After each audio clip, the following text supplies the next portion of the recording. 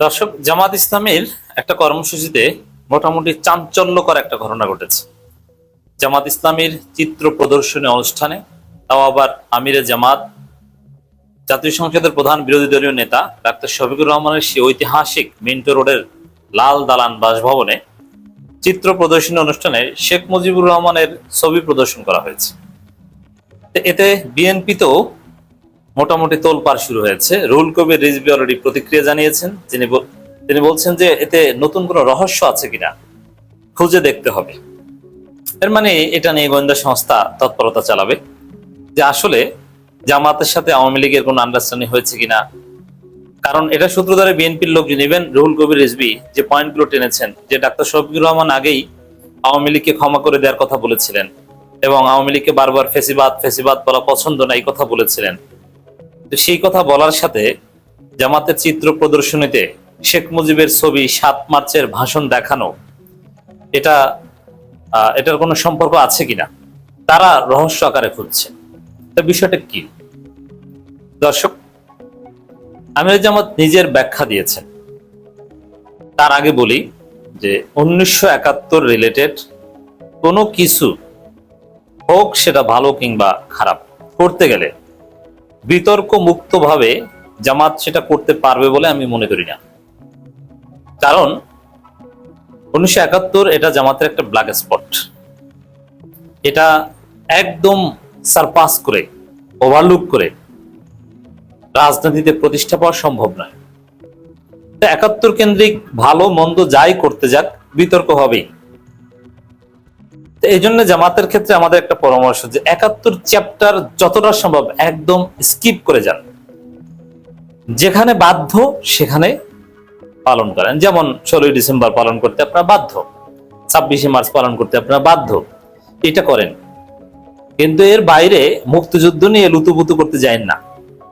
যেহেতু আপনারা 1971 সালে স্বাধীনতা বিরোধিতা করেছিলেন, অতএব লুতুপুতু অ্যাটলিস্ট মানায় না। এটা করতে গেলেই তালগোল মাখিয়ে ফেলবেন এবং একটা আনপ্লেজেন্ট সিচুয়েশন তৈরি হবে। 1971 নিয়ে নানান রাজনীতি আছে। 71-এর ইতিহাস যে কতটা বিকৃতি করা হয়েছে, এটা তো আমরা 24-এর ইতিহাস বিকৃতি দেখে ধারণা করতে পারি। বা ইতিহাস সরকার পরিবর্তনের সাথে সাথে পাল্টে যায়, সব ঠিক আছে, কিন্তু জামাত এই জায়গায় জড়াতে পারবে না। জামাত এখানে ভালো কাজ করতে গেলেও এটা ভালো দেখাবে না। এই রিয়ালিটি জামাতকে মানতে হবে। অতএব জামাতের এই চিত্র প্রদর্শনীতে শেখ মুজিবের ছবি আছে, জিয়াউর রহমানের ছবি নাই। জামাত যে ব্যাখ্যাই দিক না কেন, বিষয়টা খুব সুন্দর হয়েছে কথা আমি বলবো না। এটা একটা দিক। আর দ্বিতীয় হচ্ছে যে বিএনপি প্রশ্ন তুলছে, বিএনপির প্রশ্ন তোলার অধিকার নাই। হ্যাঁ, জামাতের সমালোচনা আমরা করতে পারি, কেন বিএনপির প্রশ্ন তোলার অধিকার নাই, যে অমুকের ছবি কেন আছে, তমুকের ছবি কেন নাই। আরে ভাই, আপনারা তো আপনাদের প্রথম প্রধানমন্ত্রী শাহিজুর রহমানের ছবি কোথাও ধারণ করতে পারেন না।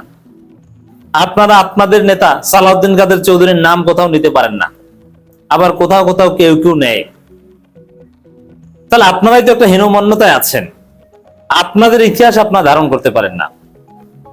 তো সেখানে জামাত কার ছবি টানালো কি টানালো না, এটা একান্তই জামাতের নিজস্ব ব্যাপার।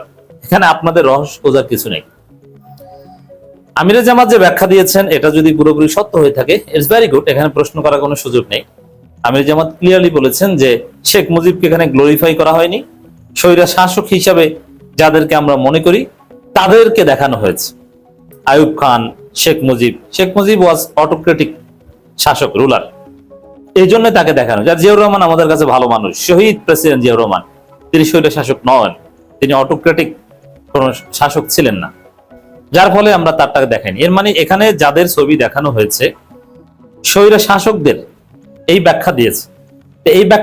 এই ব্যাখ্যা সঠিক হলে তো ওয়েলকাম। কারণ শেখ মুজিবকে 24-এর প্রজন্ম, শেখ মুজিবকে 24-এর আগে আওয়ামী লীগ কাল্ট বানিয়েছিল।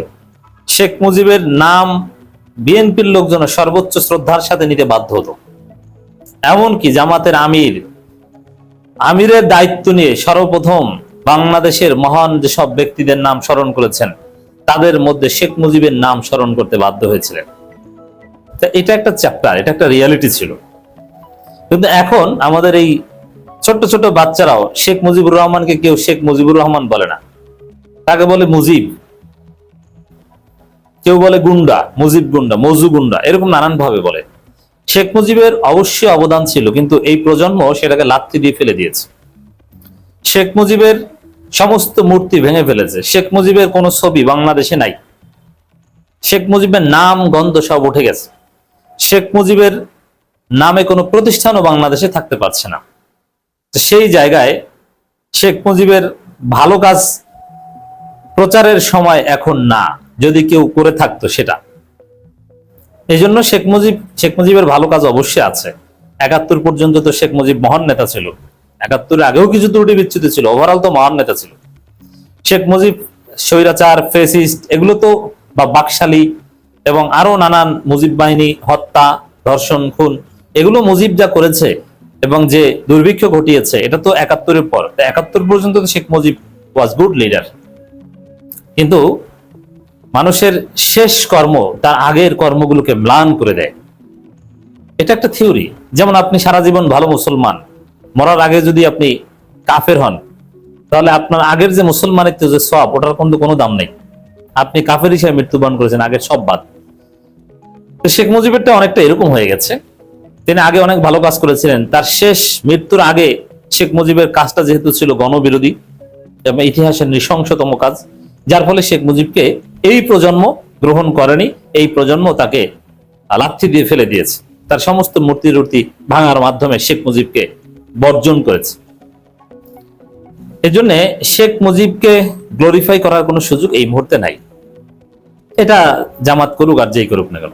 তবে বিএনপি তো মাঝে মাঝে ভোটের আগে শেখ মুজিবের প্রশংসা করতো, আওয়ামী লীগের প্রশংসা করতো ভোট পাওয়ার জন্য। এটা কৌশল হিসেবে অনেকে করে থাকে।